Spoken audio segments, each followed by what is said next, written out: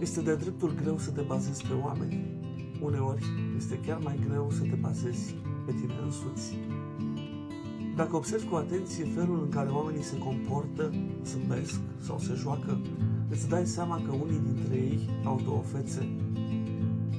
Poate că și-au creat o personalitate care cred că li se potrivește cel mai bine, sau poate că nu. Dar cum ai putea să știi asta? Uneori, când stau aici pentru mai mult timp, oamenii trec și mă privesc ciudat.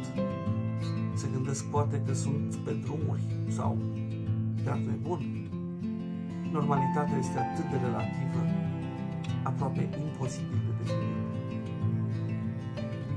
Când eram la școală, copiii își băteau joc de mine. Eram prea timid atunci ca să reacționez. Mă jucam întotdeauna singur sau vorbeam cu Andrei.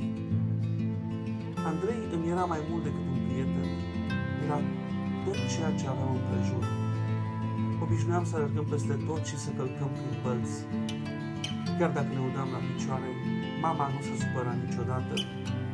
Îi plăcea întotdeauna să mă știe la joacă, să simt mirosul primăverii și al soarelui.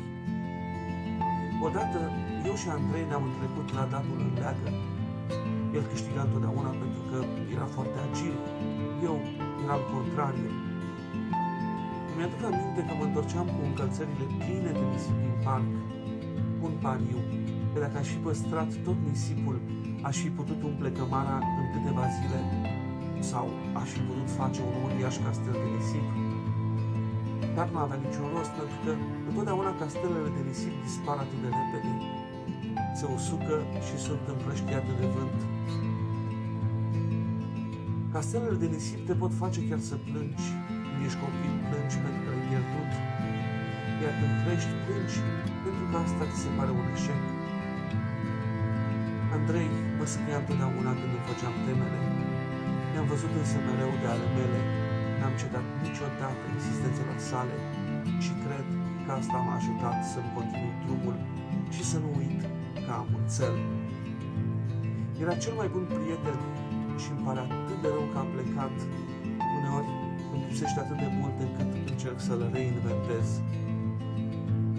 Ar fi mult mai simplu dacă aș putea să-l văd decât să creez milioane de chipuri în mintea mea.